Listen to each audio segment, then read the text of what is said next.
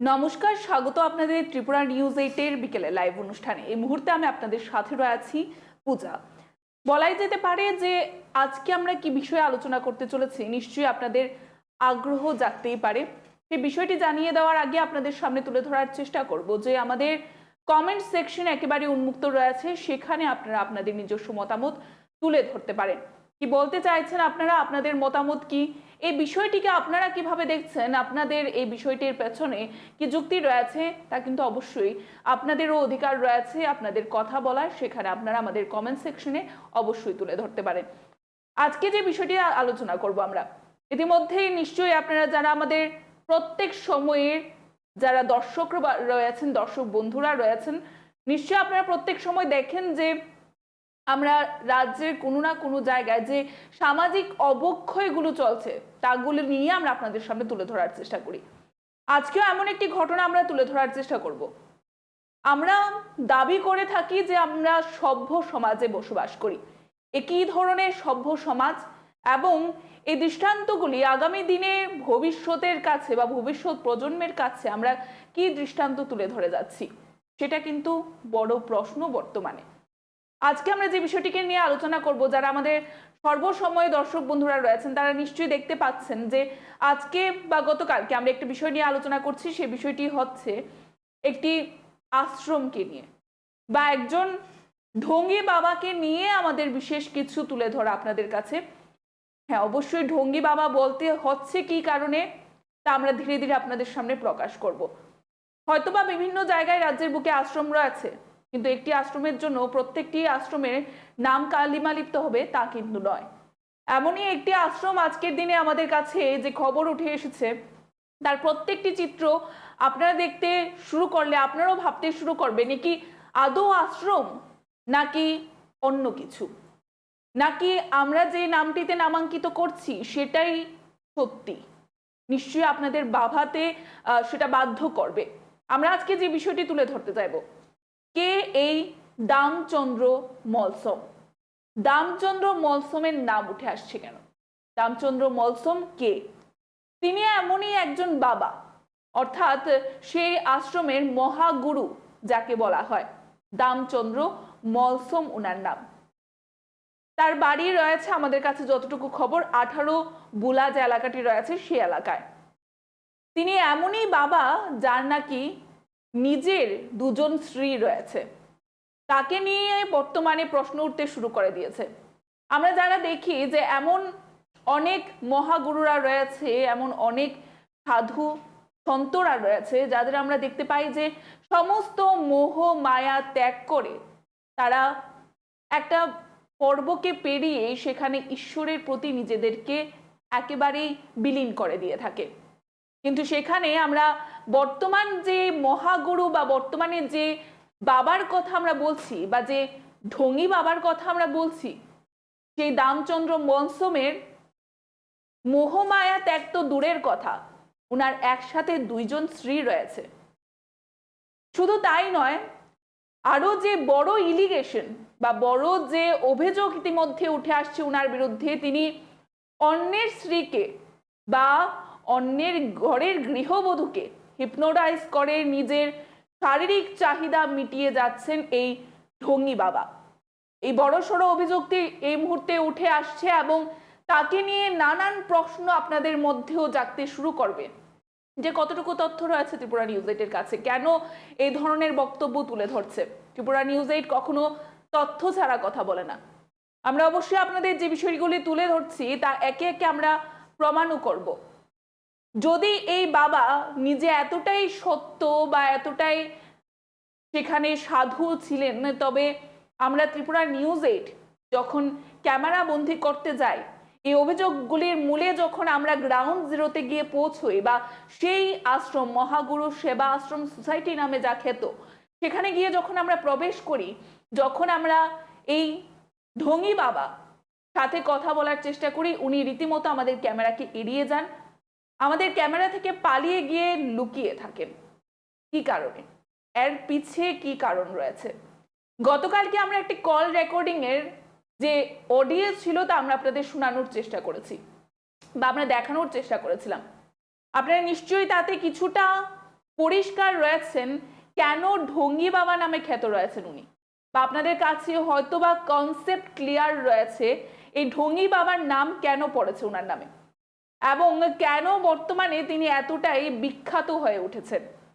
আরো আমরা একে একে তুলে ধরবো ফিল্মি কায়দায় যা ঘটনা ঘটছে। বলাই চলে এই ধরনের বিষয় আমরা ফিল্মি জগতে দেখতে পাই, কিন্তু আজকের দিনে দাঁড়িয়ে আমাদের রাজ্য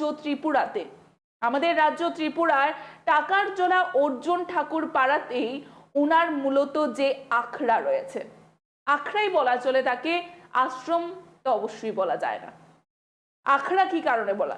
ত্রিপুরা নিউজ 8 আমরা যখন গ্রাউন্ড জিরোতে গিয়ে পৌঁছই সেখানে আমরা দেখতে পাই স্কুল হোস্টেলের নাম করে বেশ 8 থেকে 10টি ছোট ছোট ঘর রয়েছে এবং সেই ছোট ছোট ঘরগুলিতে নেশা আসক্ত হয়েই বলাই যেতে পারে রীতিমতো পড়ে রয়েছে 8 থেকে 80 বাচ্চা থেকে শুরু করে বয়স্করা। আমরা আপনাদের সেই ফুটেজ দেখানোর চেষ্টা করছি। আপনারা দেখতে পাচ্ছেন ত্রিপুরা নিউজ 8 এর ক্যামেরাতে যে ফুটেজ ধরা পড়ে, আপনারা দেখতে পাচ্ছেন স্ক্রিনে, সেই ছোট ছোট ঘরগুলিতে আমরা একে একে প্রবেশ করি। নেশা আসক্ত হয়ে প্রত্যেকেই পড়ে রয়েছেন এবং এই ছোট ছোট ঘরগুলির নাম দেওয়া হয়েছে স্কুলের হোস্টেল। আশ্রমে আবার স্কুলের হোস্টেল, প্রথমেই আমাদের খটকা লাগে এবং সে বিষয়টি আমরা যখন খতিয়ে দেখতে যাই কোনো ধরনের রেজিস্ট্রেশন পেপার তাদের নেই সেই হোস্টেলের কোনো ওয়ার্ডেন। অবশ্যই এই হোস্টেল মানে তা কারোর উপর দায়িত্ব প্রদান করা হয় বা সেগুলোকে দেখে রাখার জন্য কারোর উপর দায়িত্ব ন্যস্ত থাকে বা সেই হোস্টেলের কোনো নথিপত্র থাকে, কিছুই তারা আমাদের দেখাতে পারেনি। তবে আশ্রমের মধ্যে এই স্কুল হোস্টেল কোথা থেকে, সেটা কিন্তু বড়সড় প্রশ্ন বর্তমানে, যে আশ্রমে স্কুল হোস্টেল এবং তার কোনো নথিপত্র নেই এবং তার কোনো প্রমাণপত্র দেখাতে পারেনি এই ঢঙ্গি বাবা অর্থাৎ দামচন্দ্র মলসম। তার পরবর্তীতে আমরা যখন ক্যামেরা ফেস করার কথা বলি, উনি বারংবার ক্যামেরা ফেস করতে চায়নি। উনি রীতিমতো যে বিষয়টা আমরা বলতে চাই পালিয়ে গিয়ে লুকিয়ে থাকে। আরো বড় বিষয় যেটি রয়েছে আমরা একে একে তুলে ধরবো। আমরা নিজের চক্ষুতে যে বিষয়গুলো দেখে এসেছি, সেখানে যখন আমরা গ্রাউন্ড জিরোতে যাই আমরা দেখতে পাই আশ্রমে অবশ্যই একাধারে মন্দিরের আয়োজন রয়েছে, বিশেষ কিছু মূর্তি রয়েছে ঠাকুরের যাকে পুজো দেওয়া হচ্ছে। যেহেতু বর্তমানে খার্চি পুজো রয়েছে, খার্চি পুজোরও আমরা দেখতে পাই সেখানে আয়োজন ছিল, কিন্তু সেই খার্চি পুজোর আয়োজনের পেছনে আরো একটি ঘর ছিল যেখানে আমরা রীতিমতো নেশার আখড়াই দেখতে পেয়েছিলাম। আমরা যখন ক্যামেরা বন্দি করতে যাই সেই দৃশ্য, তারা সরাসরি সেই দরজা লাগিয়ে সমস্ত কিছু গুটিয়ে নেয়। কি দেখতে পাই আমরা, সেখানে নেশা সামগ্রী ছিল, তার সাথে নানান ধরনের খাদ্যদ্রব্য ছিল, যে বিষয়টি আমরা দেখতে পাই। এবং আশ্রমের নামে নেশার আখড়া একরূপ বলাই যেতে পারে। কি কারণে? কেননা আমাদের ক্যামেরা বন্দি হয় বিশেষ কিছু বিষয় এবং আমরা দেখতে পাই। তাছাড়াও বিশেষ কিছু পরিবারের অভিযোগ রয়েছে, যে পরিবারগুলি এই বাবার টোপে পড়ে যায় এবং জালে ফেসে যাওয়ার পর এমন বেশ কিছু পরিবার রয়েছে যারা নাকি ধ্বংসের মুখে রয়েছে রীতিমতো, অর্থাৎ ধ্বংস হয়ে গেছে যাদের পরিবার, তারা বর্তমানে একে একে উঠে আসছে এবং আমাদের সাথে কথা বলার চেষ্টা করছে এবং জানানোর চেষ্টা করছে যে তাদের পরিবারকেও কিভাবে ধ্বংস করে দিয়েছে এই ঢঙ্গি বাবা। তার পরবর্তীতে আমরা যে বিষয়টি তুলে ধরার চেষ্টা করব, যে আশ্রমের নামে কেন বলেছিলাম আমরা যে নেশার আখড়া, সেটা নিশ্চয়ই আপনাদের কাছে প্রকাশিত রয়েছে। কেননা আমরা দেখতে পাই সেখানে বিশেষ কিছু জায়গায় নেশার সামগ্রী নিয়ে রীতিমতো একটা আখড়াই সাজানো ছিল এবং আমরা চলে যাওয়াতে আমরা যখন ক্যামেরা বন্দি করতে শুরু করে দেই তখনই কিন্তু তারা আমরা দেখতে পাই যে সরাসরি সমস্ত কিছু গুটিয়ে নেয়। সেখানে যে নেশার আখড়া ছিল সেটা আর না বললেই নয়।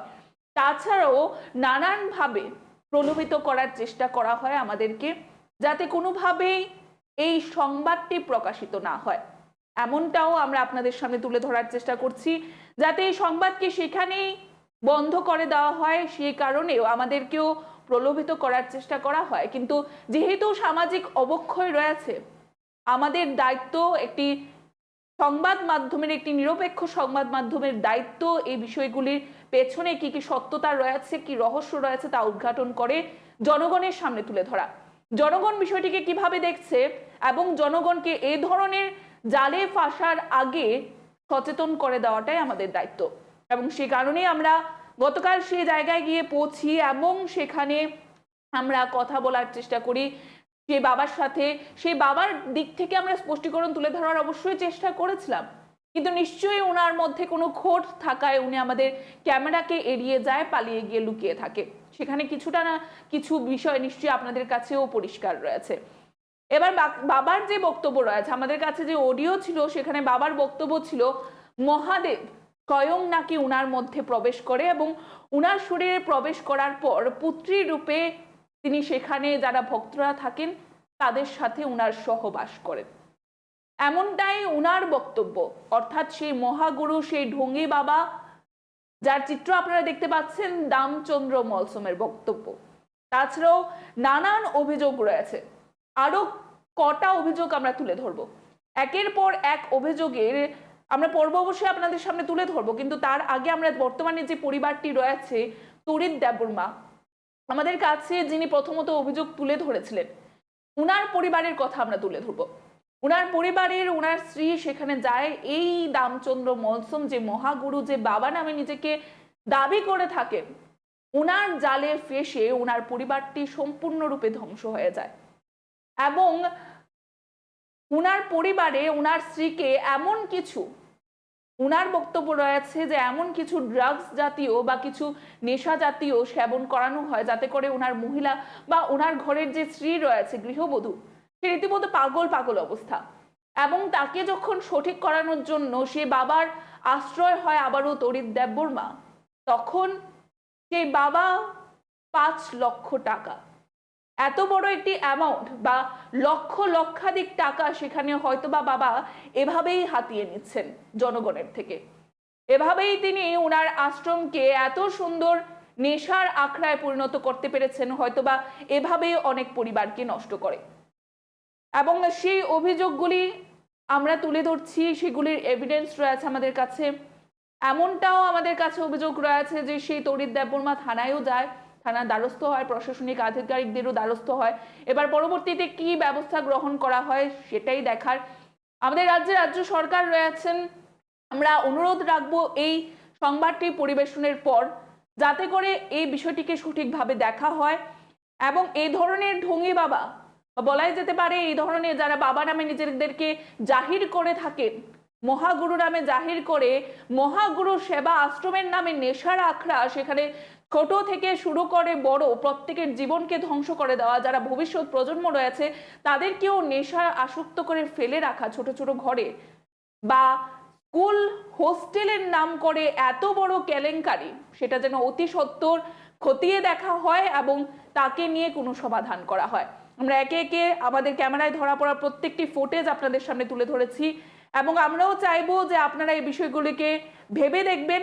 আপনারা যারা তথ্যবিজ্ঞ মহল রয়েছেন বা যারা সচেতন মহল রয়েছেন, আপনারা বিষয়গুলি ভেবে দেখবেন এবং আপনাদের মতামত কি রয়েছে। এই ধরনের আশ্রম, এই ধরনের বাবা, এই ধরনের ঢঙ্গি বাবা থাকলে হয়তো বা আগামী দিনে আমাদের প্রত্যেকের পরিবার ধ্বংসের মুখে যাবে।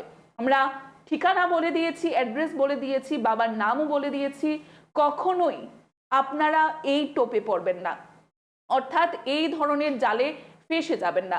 সে কারণেই আমাদের আজকের এই সচেতনতামূলক যে আমরা সামাজিক অবক্ষয় হচ্ছিল তাকে আমরা যেন অতি সত্বর সেখানে শেষ করতে পারি, তার কিছুটা প্রচেষ্টা আমাদের তরফ থেকে ছিল। বাদ বাকি প্রশাসনিক আধিকারিক এবং রাজ্য সরকার দেখবেন।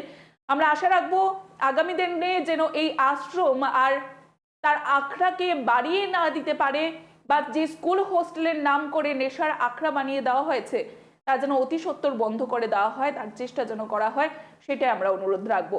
এ বলে আজকের মতো আমাদের এই যে বিশেষ লাইভ আমরা এখানেই শেষ করছি। পরবর্তী বিভিন্ন আপডেট দেখতে অবশ্যই চোখ রাখবেন ত্রিপুরা নিউজ 8 এর পর্দায়। নমস্কার।